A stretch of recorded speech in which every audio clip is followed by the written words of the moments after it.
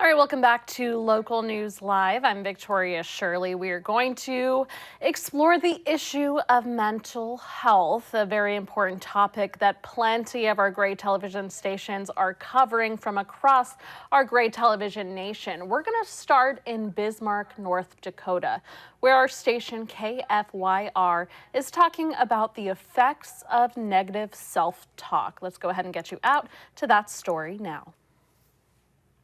All right, welcome back to Local News Live. I'm Victoria Shirley. We are going to explore the issue of mental health, a very important topic that plenty of our great television stations are covering from across our great television nation. We're going to start in Bismarck, North Dakota, where our station KFYR is talking about the effects of negative self-talk. Let's go ahead and get you out to that story now. Shot. Tana Trotter is here from Proximal 50 to talk about the negative self-talk and how that can limit us physically. Good morning. Good morning. Where do those thoughts come from? Outside, and I'll never forget this was many years ago.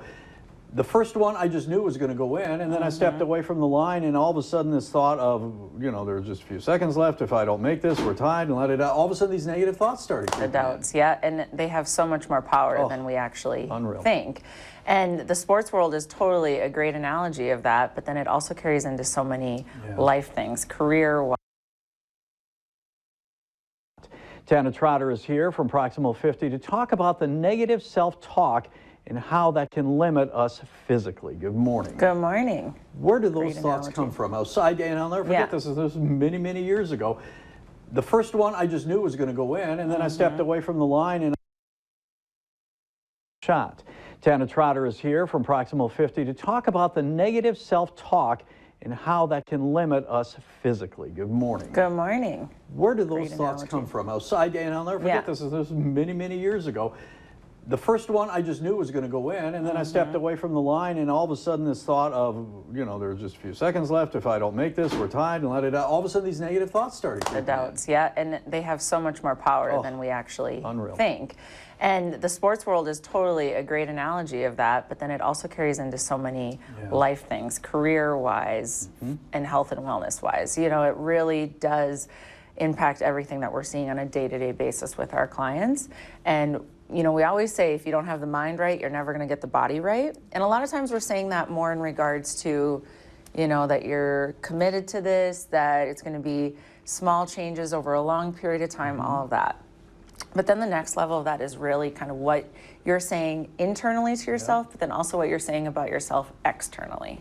Okay, I didn't even think about that, but let's do the internal thing. And you could think of a bazillion sports analogies. You're standing over a short putt, and if you think you're going to make, you watch some PGA tournaments, and a guy's hot with a putter, and you just know he's going to make it, and I'm sure his mindset is right. Then you see other guys that are struggling like crazy. You can tell it's in there. Yeah, you can tell them it's in their mind. Yeah. Does this carry over? You mentioned like in your professional career. If you go into an interview, can that have a negative effect too if you're going, boy, I'll never get this because I don't have the right qualifications? And absolutely. It totally decides your confidence. You know, your confidence isn't so much something that you're just like born with or anything. It's more what you're telling yourself you are, you know. And so if you go into something not confident, or you go into a new routine, or you go into a new career and you're not confident about that, then that's going to portray into your actions, you know, and into what people perceive about you.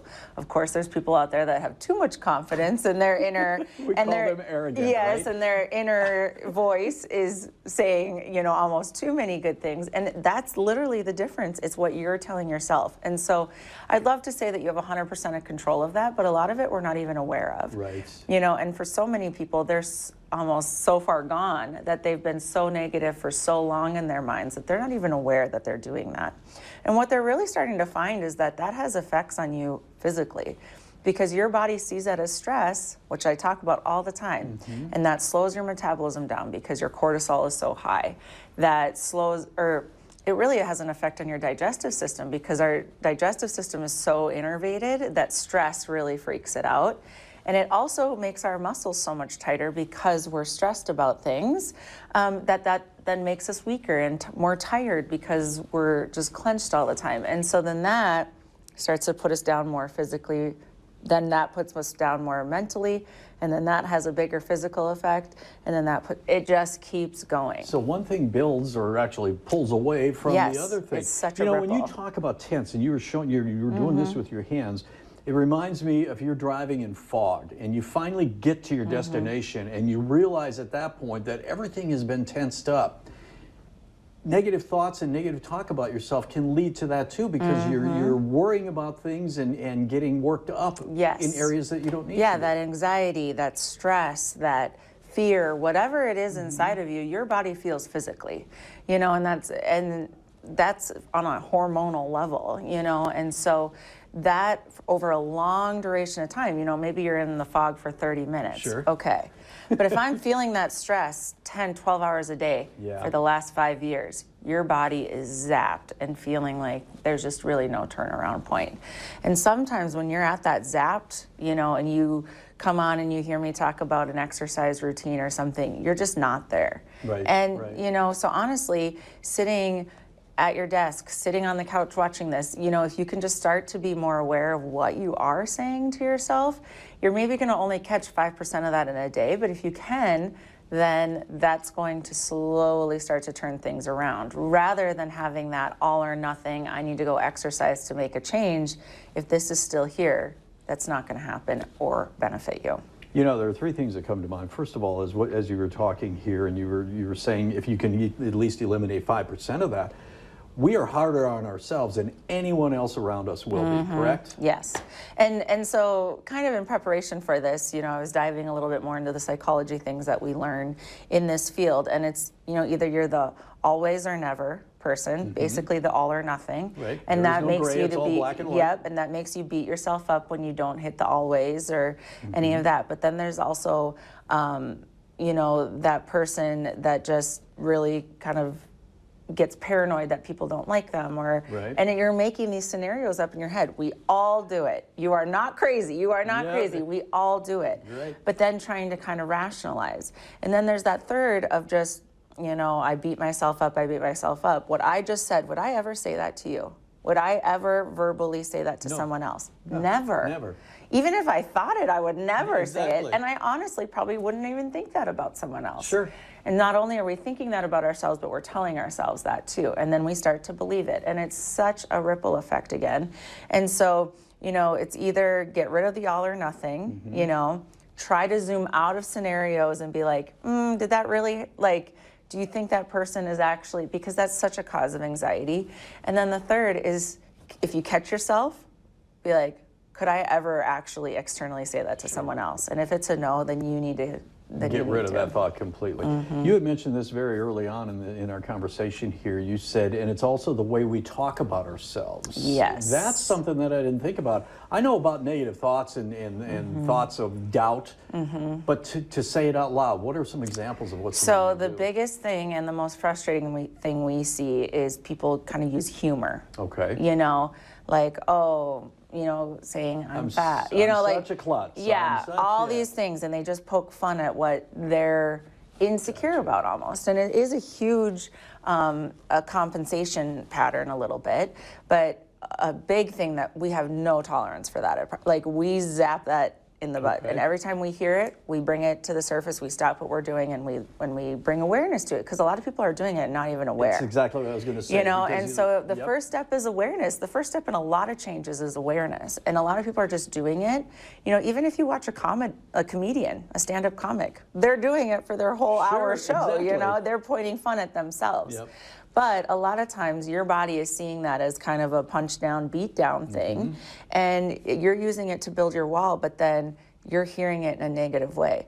And now, you know, I'm even becoming super aware of it. Like, other people hear that around you, your kids, your grandkids, your nieces, nephews, any kids around you are hearing that too. And they are always positive. Yeah. I mean, they're superheroes in their head. And we're kind of the reason they ever start to get negative.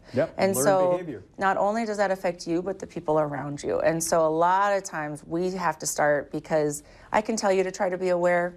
It's so subconscious, it's hard. So we really take it onto ourselves to try to bring awareness to it. In the instant someone says something they think is funny, we're like, stop, that was very rude to yourself. Like, Sometimes we even get you like apologize to yourself right now. Exactly. Like, say I'm sorry. Yeah, if you said that to a sibling, you would do that as well. So. All right, I need you to do this in 10 seconds. She's been rapping me for a Oh while gosh, here. okay. But I got Yeah. one more question for you. You brought up being overconfident. Can that be an issue too? Really quick. It can be. It really can be, because that doesn't last forever either. You know, and then by that time you've burned some bridges, you've done some things, Yes. you don't have awareness. Awareness is everything, and moderation is everything. Okay. So, yeah. Where do we find Proximal 50? 2 locations. We've got one up on Divide and one downtown. All right, excellent tips there from our station KFYR in Bismarck, North Dakota. All right, we are going to switch gears now and go to our station, KSLA News 12 out of Shreveport, Louisiana, where they are talking about breast cancer's impact on mental health. Let's go ahead and switch. I'm going to give you a behind-the-scenes look here at how we do this at Local News Live. So essentially, I'm pulling this from KSLA.com, so be sure to go to their website if you want to watch this interview again. We'll make this full screen and then go ahead and hit play, put it in the right boxes here. This is kind of a sneak peek behind the scenes of what we do here at Local News Live.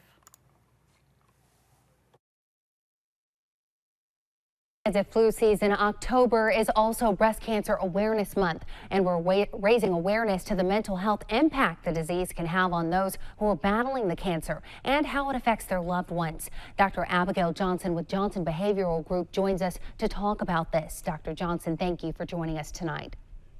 Thank you, Corey. Thank you for having me.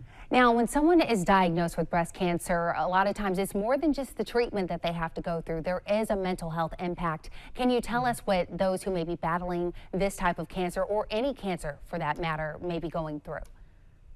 Oh, absolutely. So a lot of times with breast cancer, a lot of times women don't even realize that they know where they stand physically, but on the emotional side, they might not even realize that they're battling depression or anxiety.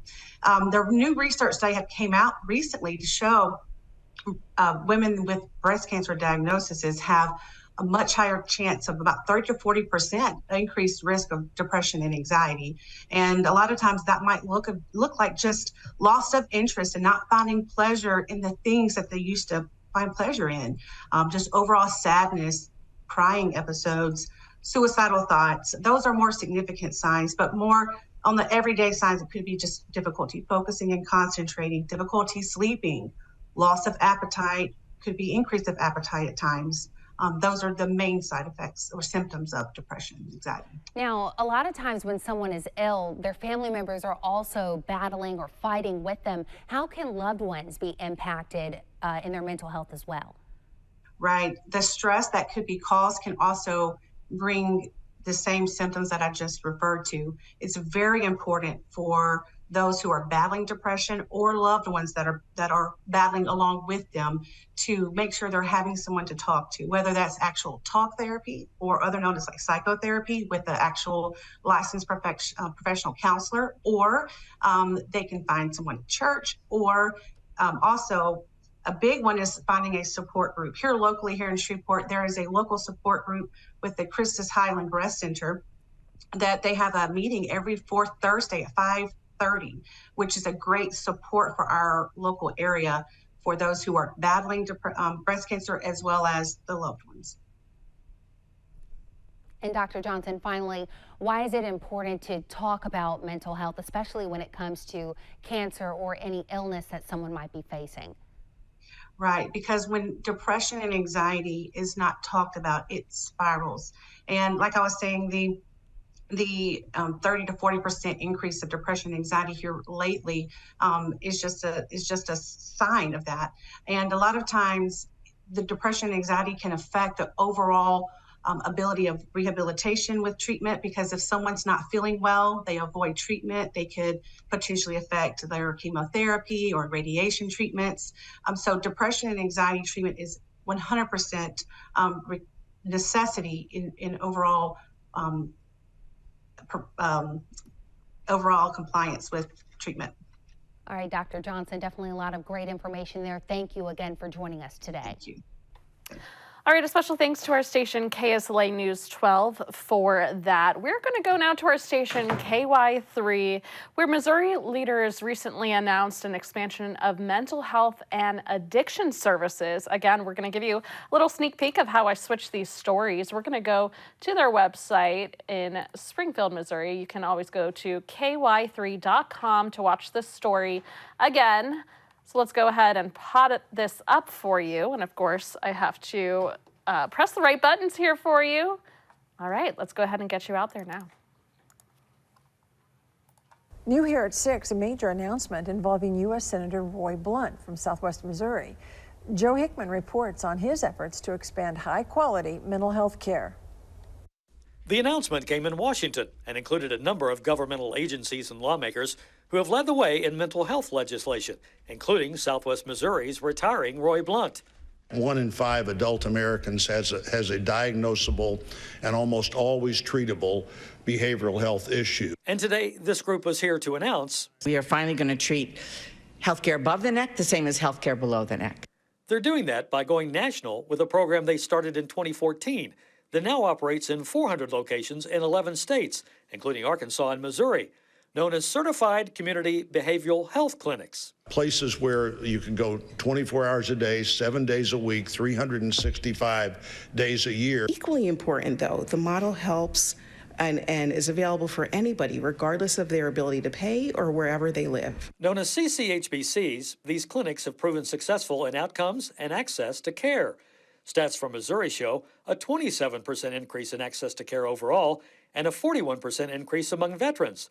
Nationwide, it is really transformative. A 72% reduction in hospitalization, 69% reduction in emergency room visits, 41% decrease in homelessness, and they spent 60% less time in jails. Also, 84% of the clinics already have services available in schools. Largely because of COVID and school closures and isolation and social media has made, I think, created a number of challenges for that population. But mental health needs are rampant in other areas too, from the homeless to the workforce to substance abuse. The fentanyl, the opioid crisis, we are smack dab in the middle of that. That's an area that's screaming for some improvement. With this announcement, all states are now eligible to submit plans for grants to develop these CCHBC facilities. Springfield's only such facility is at Burrell Behavioral Health, and as it stands now, they would be the only in-town clinic getting the new funding. The downside is that it's like saying, well, we're only going to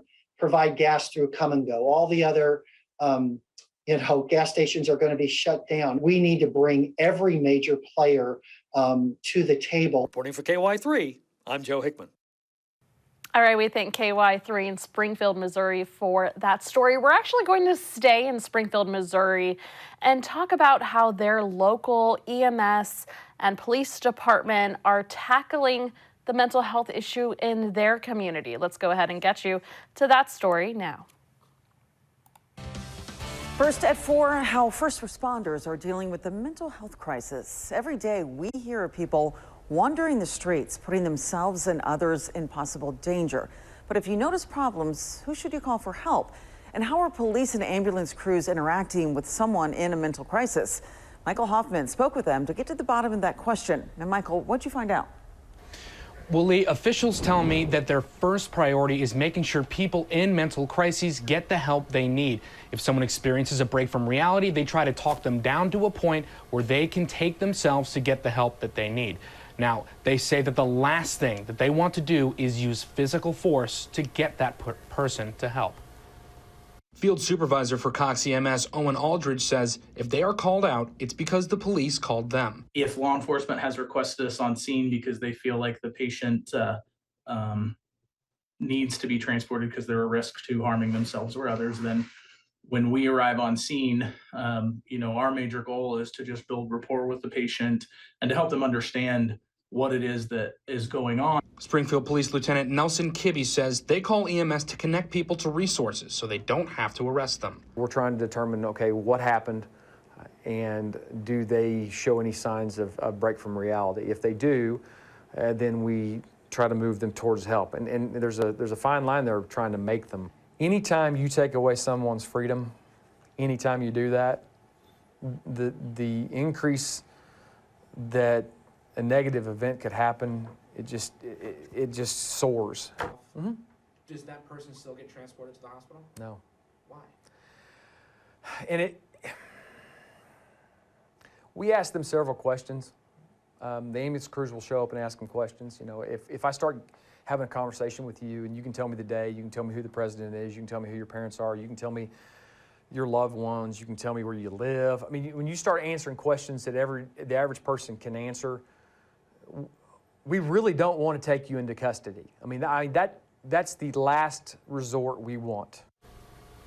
Lieutenant Kibbe said the co-responder program they have with Burrell Health, where a mental health specialist is sent to help officers navigate how to help someone going through a mental health crisis, has been very helpful. But that being said, the program is only active Monday through Friday. Lieutenant Kibbe says if you see someone having a mental health crisis, you should call 911. Reporting in the Alert Center, I'm Michael Hoffman.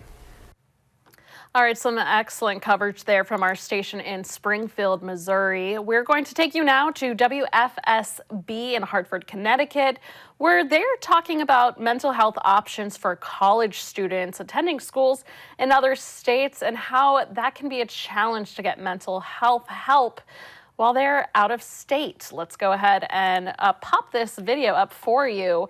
Again, if you want to watch the story again, you can always go to WFSB.com. Let's go ahead and take you to this coverage now. College students are adjusting to being back on campus, but local students who are studying in other states are having some problems seeing a therapist who may be based here. Good evening, everybody, and thanks for joining us. I'm Mark Zinni. And I'm Erin Connolly. A state law is making remote therapy more difficult. Channel 3 Eyewitness News reporter Audrey Russo explains why mental health professionals are concerned about the progress made with their clients. When Lizzie DeTore starts college in January, she'll be a long way from home. Where are you going? Hawaii Pacific University. The aspiring marine biologist from Niantic is headed to college out of state. Dealing with PTSD and depression, Lizzie is one of thousands of teens who attends therapy. I trust that person. I feel like I can talk to them. But when she heads to Hawaii, those sessions will end. It's going to be a big change, especially not having the support of the people I know too, since I'm so far away. Due to licensing laws, students going to school out of state can't regularly see therapists licensed in Connecticut. The same goes for students who connect with therapists at school and then travel back to Connecticut for summers. During the pandemic, those licensing restrictions were loosened to allow therapists to practice over state lines using telemedicine. But those restrictions went back on the books in April, and Lizzie will have to find someone new in Hawaii if she wants to continue therapy. It's hard opening up to someone you don't feel comfortable with. They have enough of a transition already. Alyssa Colasar owns the practice where Lizzie's therapist works. She fears too many out-of-state students will face mental health struggles without the same options they had since the start of COVID-19. There isn't accessibility anymore. So whereas people were able to find therapists maybe in other states when they did move or when they did go to college, the problem is there aren't therapists to be had. Now, there is a way for some providers to offer teletherapy across state lines. SciPact is an agreement between the states in dark blue you see on this map. It's basically saying all the states agree that if you have this license, that you are able to practice in that state. Connecticut is poised to join the SciPact agreement on October 1st, but it only applies to psychologists, not to the many licensed clinical social workers or marital and family therapists like Lizzie's. And ultimately, the goal would be able to have something for therapists to be able to practice across state lines. Unlike Colasar, Dr. Ralph Dodd is wary of how quickly license restrictions were loosened during COVID-19. He's the regional director of collegiate counseling for Hartford Healthcare. Part of the reverting back to the old rules or the way things used to be is to try to have a good understanding and making sure that everyone who's practicing is doing it the right way. Dr. Dodd recommends setting up a three-way call between an old provider and a new therapist to share information. But even he acknowledges it's not always easy to make the switch. Actually, I had a case the other day where a student is trying to keep their therapist, and they're actually planning to drive back and forth about 2.5 hours. I don't know if it's worth it to keep trying when I already have somebody I can talk to. We're not supposed to abandon our clients. Cutting them off in that way or asking them to drive, 2 hours away to go see their therapist, it's just not helpful. In Rocky Hill, Audrey Russo, Channel 3 Eyewitness News. All right, a very insightful story there on a little-known problem. We're going to take you now to our station, WMC in Memphis, Tennessee, where if you're a high achiever, you might be your worst enemy. So we're going to take you now to the digital desk at WMC in Memphis, Tennessee, where Amanda Hansen interviews an expert that describes how 6 ways high achievers are their own worst enemy. Let's get you to that coverage now. That are just high performers, high achievers, and they have so many positive traits. I mean, the discipline, the resilience, focus, vision. But sometimes those people that achieve these great things also can kind of get into their head and self-sabotage. And so we want to talk about these things because I think a lot of times the biggest thing is just being aware that you're doing this and then knowing how to respond to that sort of thing. So joining me now to help kind of shed some light on this topic is Sherry Riley. She is a best-selling author and a high-performance life coach. And I know that you work with like the NBA Coaches Association, all kinds of different organizations like that. So you're well-versed on this topic. So let's just kind of talk about just some of the characteristics of those high achievers and then how sometimes they can kind of get in their own way, right? In this age of, being a high performer, knowing how to go after what you want to achieve, there's also that downside of using too much of that drive. And a lot of times the confidence does not stay in alignment with the drive. So what I always say is we have the drive to succeed. Drive is what pushes us to achieve. Confidence is who we are when we get there. And I know you have a list of 6 ways that high achievers are their own worst enemy. Can we kind of go through that list and just talk about what some of those are? Because like I was mentioning earlier, just being aware can sometimes help you make a change in maybe some of the things you're doing. Yes, one of the first ones is we have to stop spending 100% of our time on 10% of who we are. That is what allows many high achievers to accomplish their great goals. And so there's this fallacy that if I just work in this 10%, then everything else through osmosis is going to be great in my life. And so we have to be very intentional that personal development is a key to developing and really emphasizing with the intention that other 90% of who we are. And when we do that, it allows us to be more empowered in our healthy life decisions. Because many times we also get to that place of success and realize we don't even know who we are. One of the other keys is ways that we self-sabotage as high achievers is we lead with this idea that we are entitled to our success because we work so hard versus accountability for the success that we achieve. And what happens with that is we get to this place where our ego minimizes who we hear, who we listen to. And that also stops us from growing so that we become better people, not just better in our profession. One of the other keys that I think is really most critical is we don't take time to self-assess.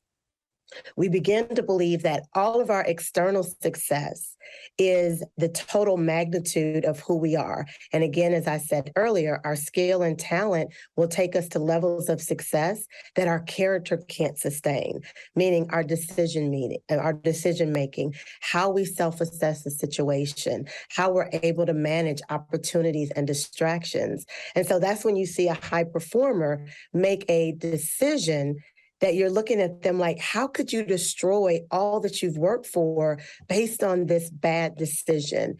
And that's because, again, our skill and talent would take us to levels of success that our character can't sustain.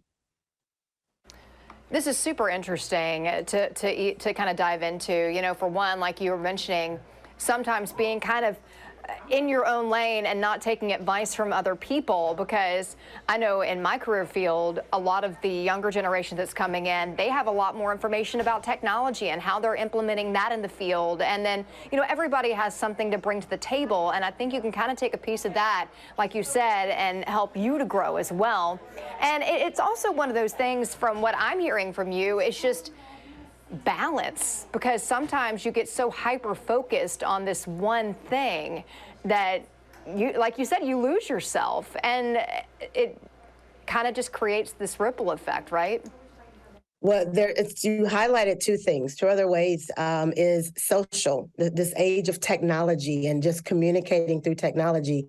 And what I say all the time is we don't know how to be social in the age of social media. And so what happens is we spend so much time with technology, with high performers, that we lose how to communicate.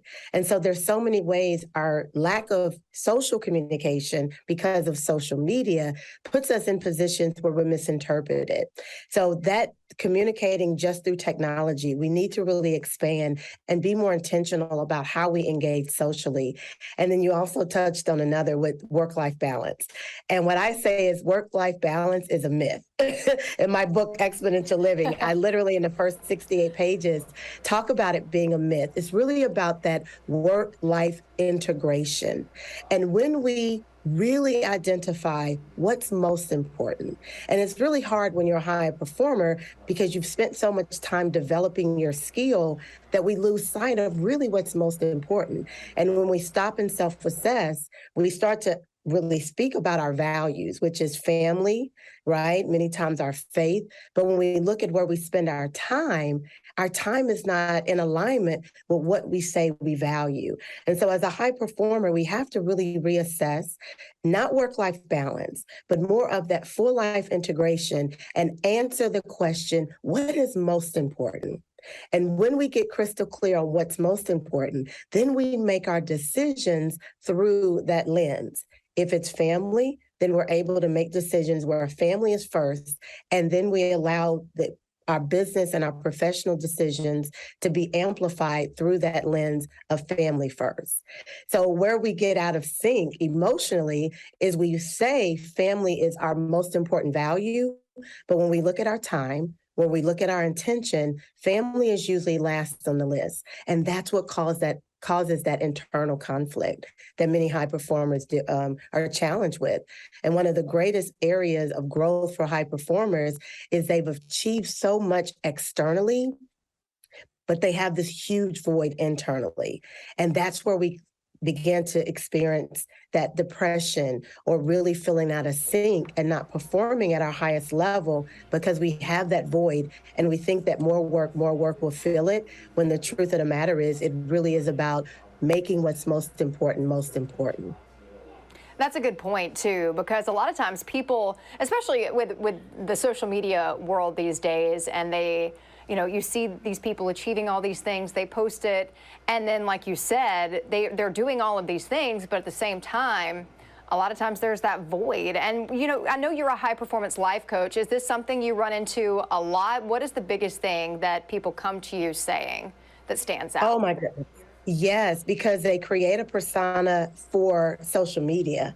And then many times it's not in alignment with who they are and what they value in their own personal life. And so they get lost in, how do I continue to be this high performer or position myself in a way that isn't in alignment with really who I am? And so what I really work with on my clients is, how do we change the conversation in our own heads?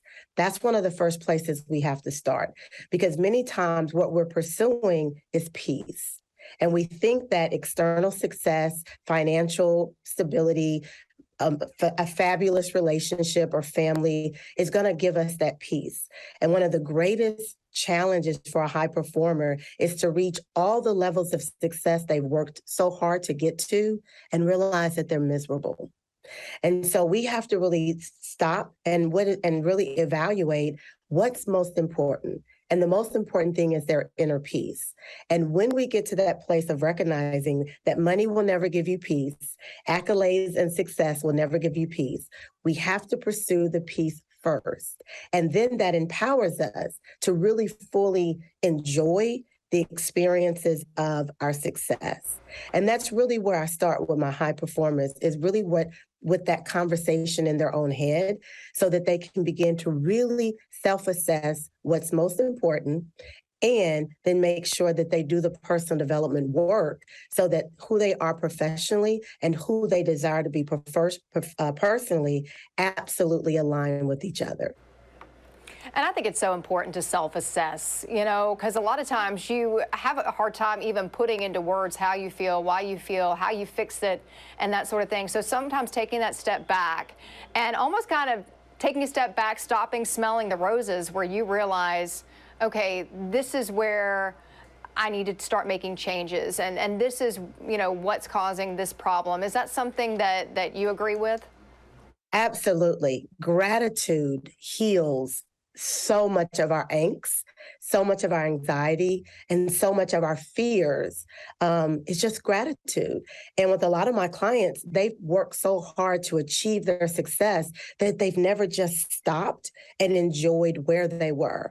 And one of the areas of growth that we really focus on is never allow what you want to achieve to rob you of what you've already accomplished.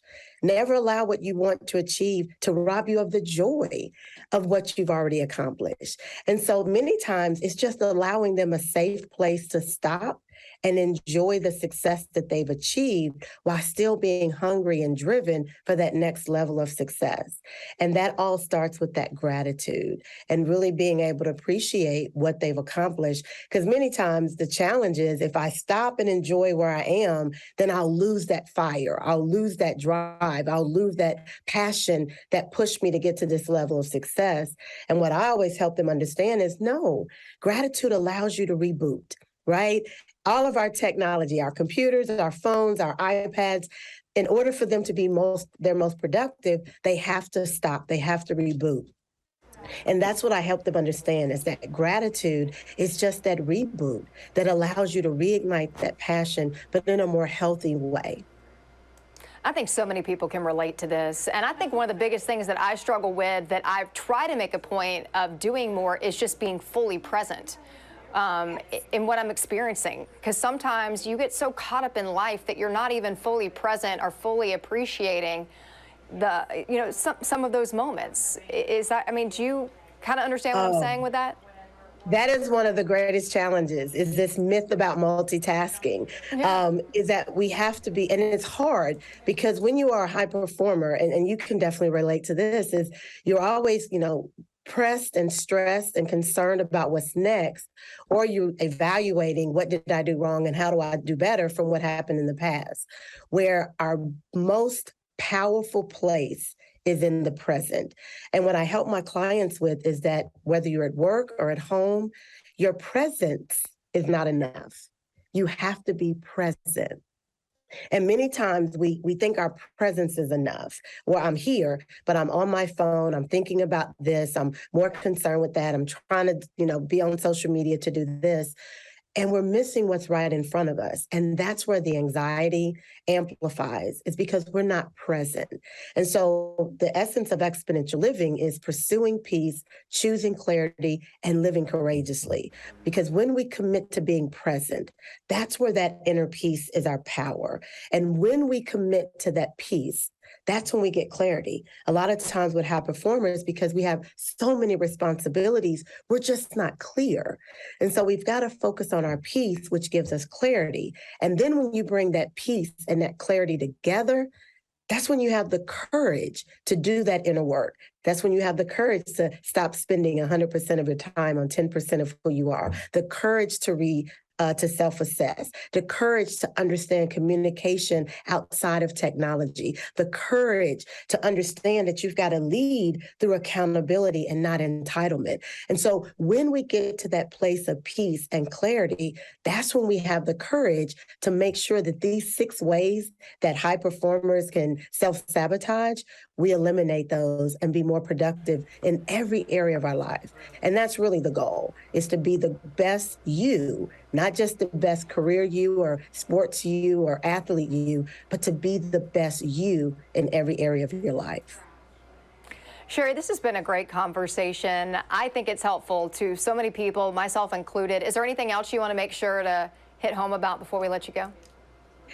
Well, I would definitely say these 6 ways of self-sabotaging, I really spend more time and give more insight in my book, Exponential Living, Stop Spending 100% of Your Time on 10% of Who You Are, where I share the 9 principles that really serve as the how. How do we really show up and really be intentional about eliminating all those areas of self-sabotage so that we can really experience exponential living? All right, some excellent tips there from our station in Memphis, Tennessee. All right, we're going to go to our station in Lansing, Michigan, where they're talking about how sleep can directly affect your mental health, and they're giving tips and tricks to make sleeping schedules better for both parents and students. This is a topic I'm sure a lot of us can relate to, whether you're a parent or not. Getting to sleep and getting enough sleep can be challenging. Let's listen to the tips and tricks thanks to our station in Lansing, Michigan. Back to Studio 10. We are using today to not only celebrate school, but find ways to make the best of it. The key to success in the classroom is good sleep and good sleep schedules, and that's why Dr. Ben Hur joins me now to give us some tips. And starting us off, tell us a little bit about how much sleep that we actually need, both students and parents. Yeah, thank you so much for having me today. It's a pleasure to be here. Rite Aid really as a company is focused on that whole health perspective, so integrating those natural and holistic strategies along with those more traditional remedies that you associate with a pharmacy. So for your average elementary to middle school child, you're going to need about 9 to 12 hours of sleep. When we get to high school, we obviously sleep a little bit less, that 8 to 10 hour range. And for those parents out there, if you can manage, we're trying to get 7 hours of sleep a night. So that's the goal. That's the goal, a good goal to have, but 7 hours, whew, yeah. It's not easy, obviously, for us adults to try to get that 7 hours of sleep, but it's also not easy to get kiddos down to sleep after, you know, a big weekend, after summer break, or even a sporting event. So I guess what's the key to good sleep routine? Yeah, absolutely. So a good sleep routine starts with a couple things. It starts with good sleep hygiene, which is really your process of going to sleep. But if you start with the very basics, it's going to be a cold room, a dark room, and a quiet environment. Yeah, definitely. A little bit of all of our senses. Yeah. Especially, you know, a good smelling room too is nice. And, you know, you were mentioning some tips for a good sleep routine. And we talked a little bit about the quantity of sleep that we need, you know, the 7 hours for adults and for the kids. But what about good quality of sleep? Are there some ways that, you know, we can have good quality of sleep when we finally do get down and it's actually like a deep sleep? Yeah, so one of the keys is really consistency, because that's what's going to get your body into that good circadian rhythm, that sleep cycle that we talk about. So going to bed at the same time every night, making sure that you avoid really heavy meals directly before bed. That'll keep you up and kind of keep you tossing and turning.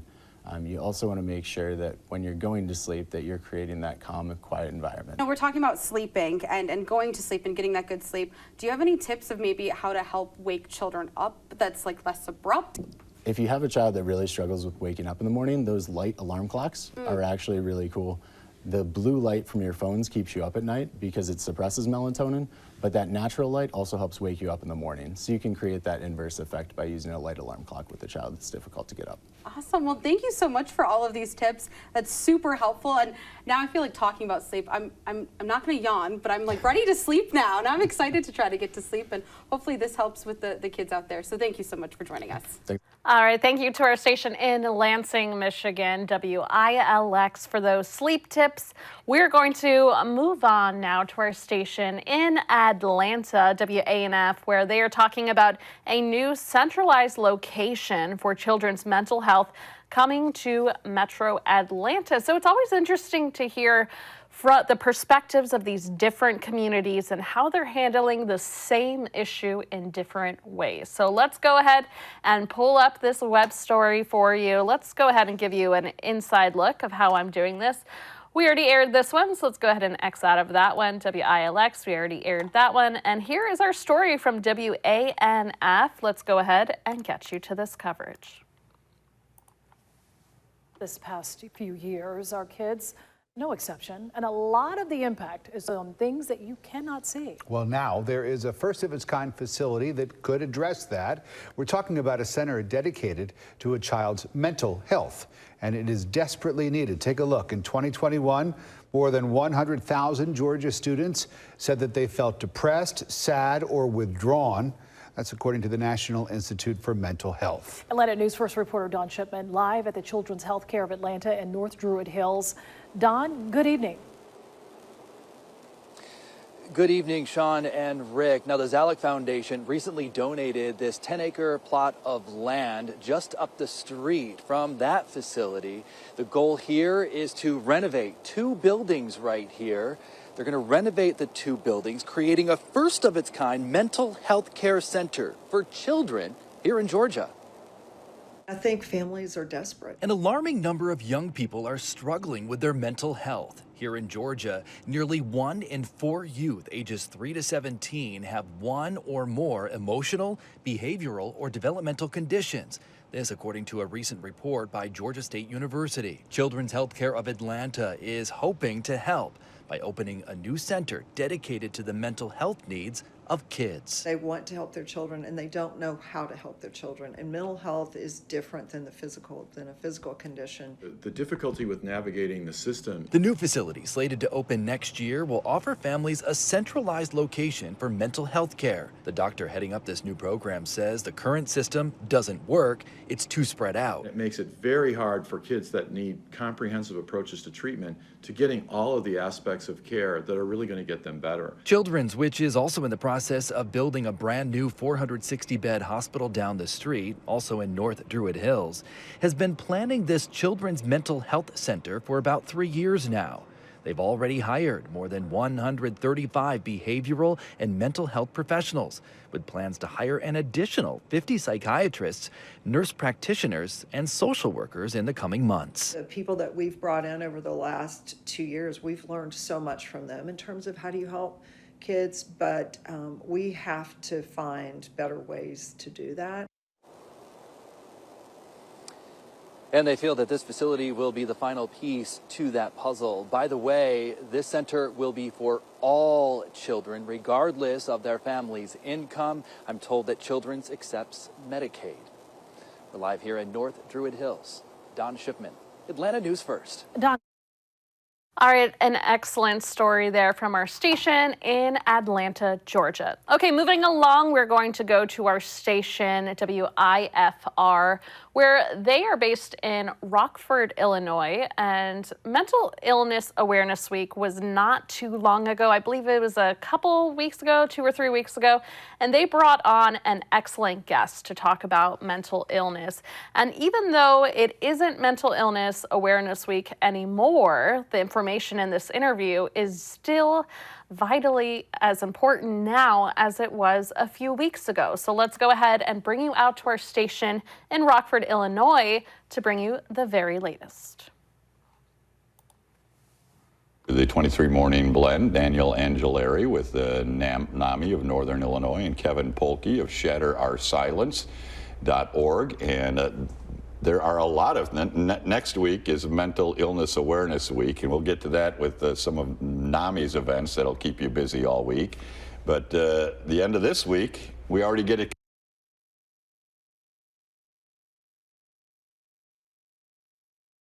Fall temperatures, there are a lot.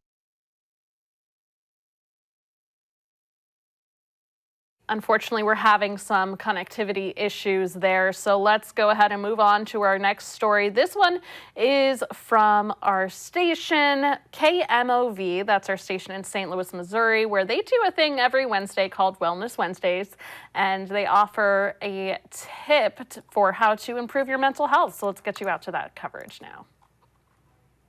Son, and she suggests having kids put out their or pick out their favorite pieces and then donating the rest to an organization like Operation Gratitude, which sends deployed troops and first responders kind of care packages. So a way to kind of give back and share the wealth of all that candy. Great idea. Another friend, Karen from St. Louis, has 2 kids in elementary and middle school. She would buy the candy back from them for 10 cents or 25 cents a piece. And then when they were younger, she would take out a handful and just throw it away like you were saying, so kind of diminish that stash. And then she would, they would have a small little piggy bank where they could go and purchase a toy. It's a good idea. And then for my last friend, Lauren from St. Louis, also has 2 toddlers. And she says, don't make the candy into such a big deal and just teach them how to fit it into a healthy lifestyle. So let them have 1 piece of candy after dinner, but don't feel bad about throwing some away either. Yeah, or maybe a snack when they get home from school or whatever. But I like that term, parse it out. That's good. That's good thinking. Those are good tips. I especially like that first one with the witch and all of that. That's a really creative idea. Thank you, Dr. Linsenmeyer. Always good to see you. Wellness Wednesday is sponsored by Well First Health. All right, if you were just now joining us, we are taking you on a tour across the country talking about mental health and focusing on the different issues and ways to improve your mental health. We are going to go now to our station. It looks like WFSB, where they're talking about self-care and nutrition for moms. So let's go ahead and cue this up for you because it's always important to take care of moms. And moms, you can't pour from an empty cup, so it's good to practice self-care and nutrition. And this is part of a series called Mommyhood Unscripted.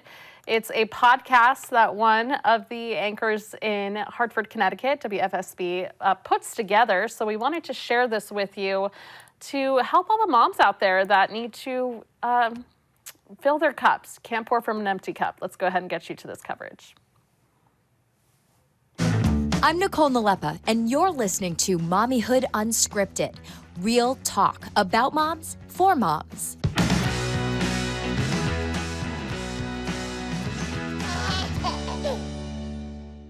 Welcome, everyone. In today's episode, we're putting the focus on self-care in the form of nutrition.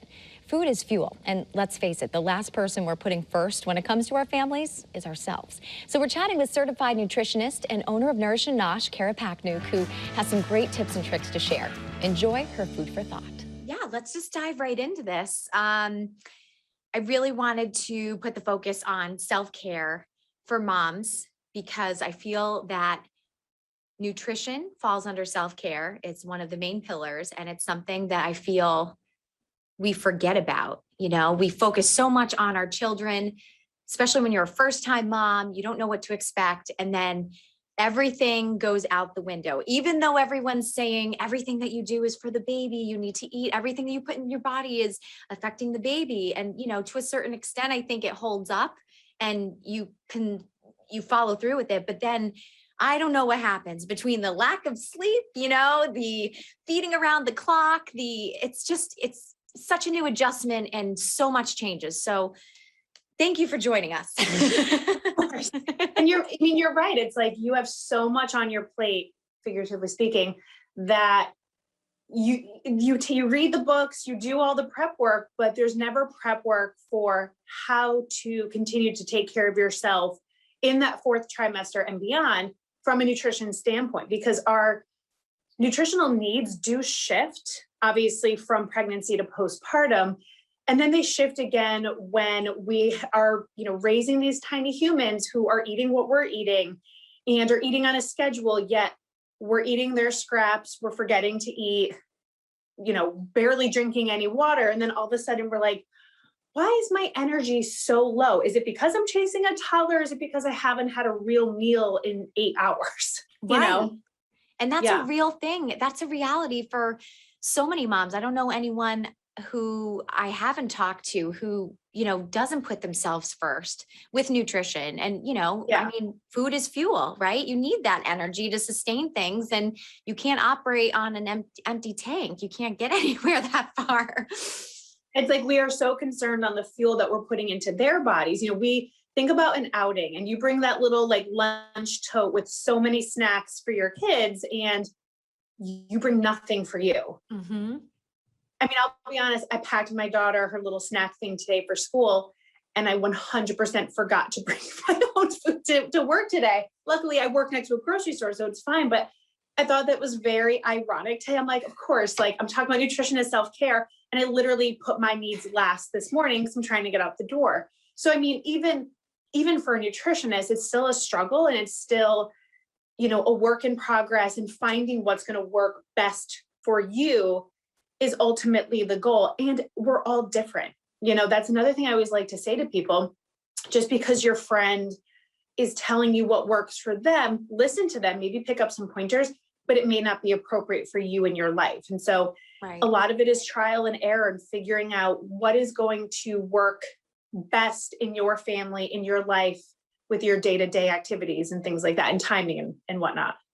I love what you said. You know, even for a nutritionist, this is a reality because, you know, you could be an expert in your field and you can still struggle in that area because we're all human. And I think that it's so important to talk about this today and to talk with you because you bring that humanistic side to things. You know, you're going to give us some great tips and tricks and let us know, you know, what your thoughts are on this and based upon your experience. And also you're speaking from experience of being a mom. Yes. Yeah. And it's, you know, I work with a lot of moms in my practice and it's very much the same story over and over of, okay, so you're making sure everyone else is taken care of, but what about you? And in a way, they love that it's my job to worry about them and they have someone looking out for them and offering support and guidance and accountability. But I think the number one thing, you know, to start really changing our view is it's so easy to fall into that rut of cooking is stressful. I don't like it. It's easier to order takeout. I don't have time. There's not enough hours in the day. I hear that a lot. There's not enough hours in the day for me to go to the grocery store, to prep the food and to cook the food, whether it's coming from the mom or a partner, you know, it's a struggle.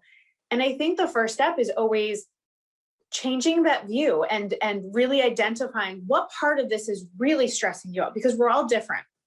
Some people it's grocery shopping. I've met so many people who that is the bane of their existence. They don't like going into the store. They get overwhelmed. And this has nothing to do with the pandemic. This was like pre-pandemic. Before, yeah. Yeah. And it's just gotten worse now. And, you know, identifying, well, is it that, or is it the prep work, or is it the cooking? What part is stressing you out the most? What part do you dislike? And then identifying that one piece and saying, okay, let's pretend it's grocery shopping. What can I do to alleviate the stress? And maybe it's doing the order where the food gets delivered to your house. That is now a thing that a lot of people are still doing. What if it's curbside pickup? You don't actually have to go into the store. You just pull your car up, they put it in. Right. You know, so not looking at that as, oh, I don't need to do that. You know, I don't have infants at home. Like I don't need to, well, no, if it's stressing you out and that's your biggest roadblock to get started on, you know, building that positive relationship around, you know, food, cooking food, sharing food with family, well, then that's figuring out a system that's going to work best for you and to alleviate that stress. If it's the food prep, then maybe you're buying everything prepped for you. It's a little bit extra money. But again, if it relieves that stress, because that's your biggest thing, then do it. Or delegate. Have another family member do the work that you really despise doing. Because when we look at nutrition as self-care, if it's something that it's no longer self-care if it makes us miserable. Yeah, that's such a good point. Right. Yeah, like if we really hate it and we're sitting there, you know, cursing into cutting the carrots and the celery to make a soup, and you're so miserable and all the best podcasts in the world are not making you happy in that moment. The music, Taylor Swift can't even do it. She's not even making you happy in that moment of cutting up things. It's not self-care. And so that's taking that step even before then. What part of this is making me miserable and how can I fix it so I could get to the finish line of either putting something together that's nutritious for my family or something that will give me lunches for 4 days so I don't have to worry about lunches. It's just there in the fridge waiting for me, where when you're packing in the morning and you're a little frantic, you're just grabbing it and going and you're like, this is really convenient. I have a nice, lovely hot lunch that I didn't make in that moment. It's something I made a few days ago. I know I love it. This is really nice. This is enjoyable. I'm not running out to get takeout at lunchtime in my little time period to get food. So it's, you know, the first step is always identifying the stressor and then working on ways to fix that and to change our way of looking at it. And again, finding methods that will make that less stressful, either the food being dropped off at your home, buying the stuff pre-cooked, delegating. Maybe it's even supporting a partner while they cook, but you doing some of the work so it makes their, tackling it sort of in a partner way. Right. I have to be honest, I don't mind the shopping. I love the pickup now, that feature, curbside pickup. It's the best invention ever. And the prep work, I like being a sous chef and pretending I'm on a cooking channel and listening to music. It's the actual cooking that I struggle. So in that situation, what would you say? Have everything prepped and delegate with your partner to do the actual cooking part? If the cooking part is what stresses you out or you're not confident in it, then I would do the prep work. And then it's like a tag team thing of, if I prep it, even if you prep it hours ahead of time, which isn't always appropriate for what you're cooking, but if you get a lot of the stuff that you don't mind doing, then the actual cooking side of it is easy for the person you're switching off with. Or, another great thing is if you don't mind that part, that's where like a crock pot dish could be great, because all you're doing is putting it in. Right. You like the cutting and the prepping, which is great. You just put it all in and turn the thing on. Set it and forget it. Set it and forget it. Add your protein and you're good to go. But a lot of it is approaching it from, now I am saying this from, a point of privilege and knowing that I have a partner in my home and we share these responsibilities, and not everyone has that. Right. So for the people in a partnership, you can delegate if you can. And if you're in a position where maybe your partner works a different shift than you and you are two ships passing in the night, or however they say, it does kind of fall on you, then it's all about streamlining and keeping it simple. All right. That is an excellent interview from our station, WFSB in Hartford, Connecticut. This is also a podcast, and I wanted to give you a little glimpse on where you can find this video. So we only played about roughly 11 minutes of 46 minutes. So lots of good tips there. Again, if you want to watch it, it's called Mommyhood Unscripted. It's WFSB.com. You can always find it wherever you typically find your podcast. So be sure to go there. It's called Episode 3, Self-Care and Nutrition. Okay, so mental health can come in a variety of forms. Some people may have strained mental health because they're new moms, as we were just listening to. Some may experience mental health issues because they're not getting enough sleep. There are a variety of ways why people can struggle. And our station in Panama City, Florida, WJHG, they reported on a story that is helping. They did a story about a newly released program, and it's helping Hurricane Ian victims with a support line. It's helping survivors of the storm that hit Southwest Florida. What it does is it pairs locals who went through Hurricane Michael with survivors of Hurricane Ian. And it launched not too long ago, it's only been active for a few days now, and they've already had over 25 phone calls, and they're expecting much more. We're going to take you now to our station, WJHG, where one of their local reporters, News Channel 7's Marissa Guraj, she talked with volunteers who say they are using their own experiences surviving Hurricane Michael to give Hurricane Ian survivors support. Let's go ahead and get you to that coverage now. A newly released program called Hurricane Ian Support Line is helping survivors of the storm that hit Southwest Florida. It pairs locals who went through Hurricane Michael with survivors of Hurricane Ian. Just launched this week, a newly released program called Hurricane Ian Support Line is helping survivors of the storm that hit Southwest Florida.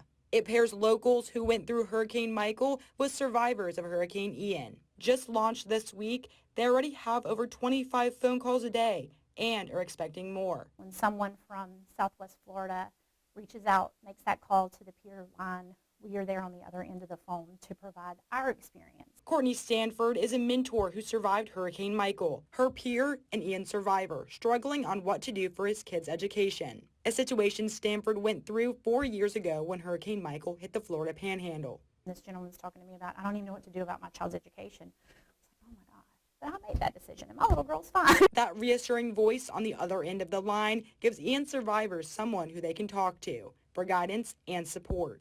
Lynn Massolino is another peer volunteer who also lived through Hurricane Michael. I have the lived experience of living through Hurricane Michael, and I can remember back in, some of the days that were hard and that were rough for me and for my family as well.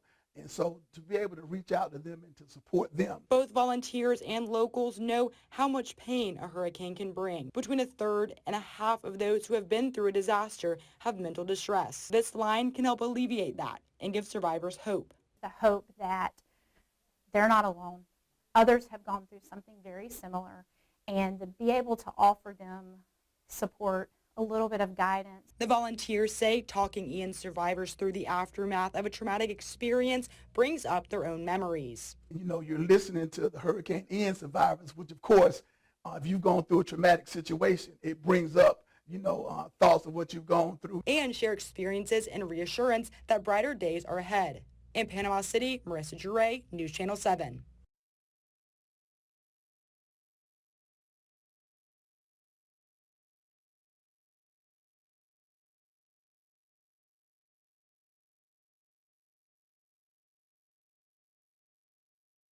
All right, that was the very latest from WJHG, our station in Panama City, Florida. We're going to go now to our station WKYT in Lexington, Kentucky, where reporter Samantha Valentino is talking about how the CDC has released reports that are concerning when it comes to adolescent mental health, and they say that the mental health of teens have declined since the COVID-19 pandemic. Let's turn now to Samantha Valentino for the very latest from our station, WKYT.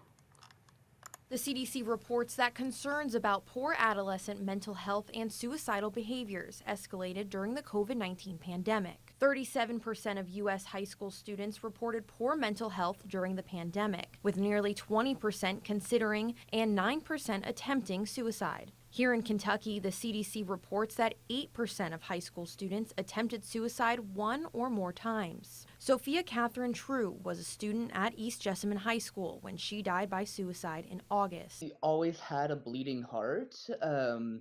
She would go out of her way for her mental health to help others during their mental crises, even though she was constantly experiencing her own. The CDC found that nearly 24% of Kentucky high school students were bullied on school property. 18% were bullied online. She was bullied both in school and online, and so she could never escape it. She would block one person and 3 more people would come into her comments to harass her. So even whenever she got a respite from school, she still dealt with it at home. More than 37% of Kentucky high school students report feeling sad or hopeless almost every day for 2 weeks or more, according to the CDC. For people to just throw away people especially teenagers' feelings on just being teenage angst or oh, it's that period of life, it's just a phase, it'll go away, is cruel. In Jessamine County, Samantha Valentino, WKYT.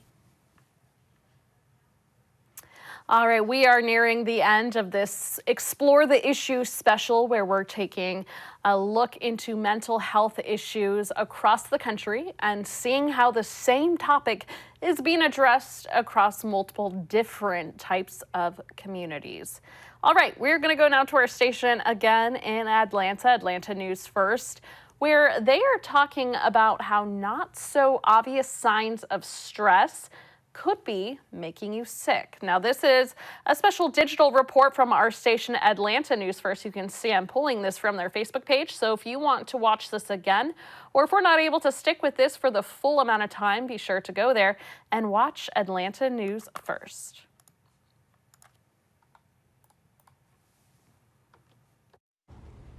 Hello, and thank you for joining us here at the First Alert Desk. I'm Maria Moreau. We are in the middle of the work week. A lot of us are just trying to get to the weekend, this beautiful fall-like weekend that we're expecting, and leading up to really Halloween and enjoying time with family. But we are still in Wednesday, and the focus for a lot of us is work. We want to help you bring down some work-related stress because turns out it can lead you to using up some of those sick days.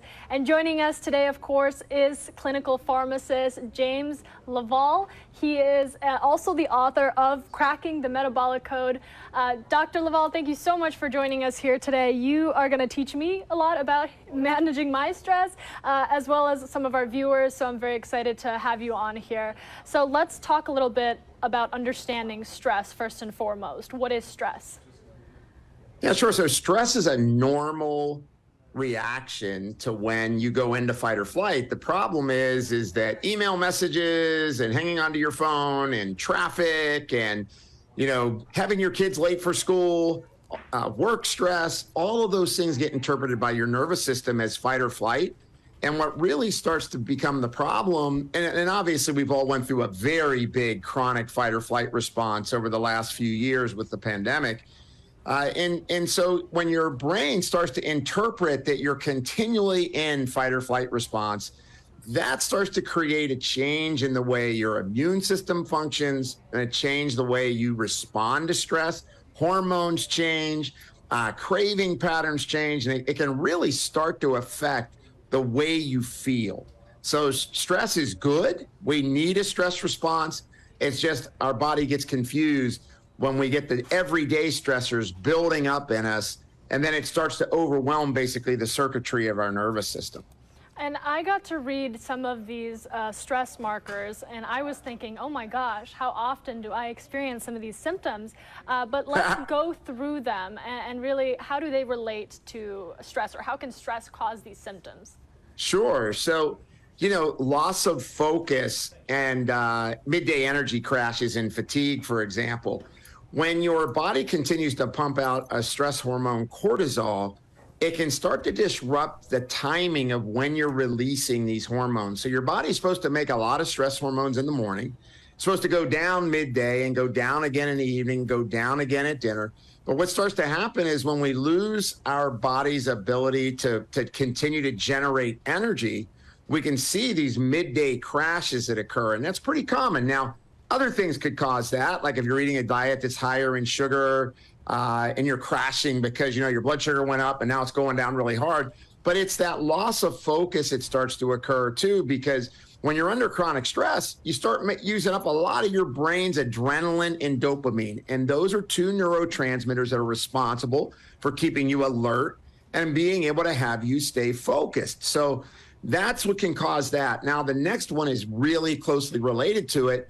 And a lot of people don't realize this, is that, I mean, how many people wake up in the middle of the night and think, oh yeah, I got to do that at work tomorrow? Or at 3 a.m., exactly, you know, 3 a.m. wake up call. And that's because it turns out that insomnia is considered a disorder of hyperarousal. Your brain takes on too much stress during the day, and now instead of you having that decreased amount of stress hormones during the course of the day, now all of a sudden you still have too many of them. And when that happens, your brain can't switch to its nighttime behavior, which is to go into a rest mode, the release of melatonin, stopping the release of cortisol. And the melatonin helps your body go into what's called deep sleep and REM sleep, which is what restores your brain for the next morning. So you wake up alert and you don't need to stop at the local Starbucks in order to get that brain moving. You know, you're resilient from a very good restful night. And so that's why that happens. And so people either have trouble going to sleep or staying asleep. And if you're a list maker, that's one of the key things. It's like, oh my gosh, I'm waking up in the middle of the night and I'm making a list. That means your brain is probably taking on too much stress. And then craving. I mean, if you think about it, you get home from work and, you know, you go into the cabinet and you go, should I hug on the tortilla chip bag or should I hug on the bag of cookies? Because I love either one of them. And, you know, it's almost as if you're eating those chips and you're going, man, that's real. I'm rubbing them right here. That's really feeling good to me. It turns out that when you get under stress, you have cravings for comfort food. And when I start to crave comfort food and then I start to overindulge, and all of us have seen that, right? Oh, I eat one cookie, that one cookie's good. I think I'm gonna have one more. And then after that second cookie, you go, well, I don't like even numbers. I think I wanna have a third. And you actually even can go past being satisfied because you're eating to fulfill something to quiet your mind. And so that's how stress-related cravings for foods happen, is that you deplete your serotonin and dopamine, which is your feel-good neurotransmitters, and you're going to eat to try to get those to come back up. And so that's a biggie.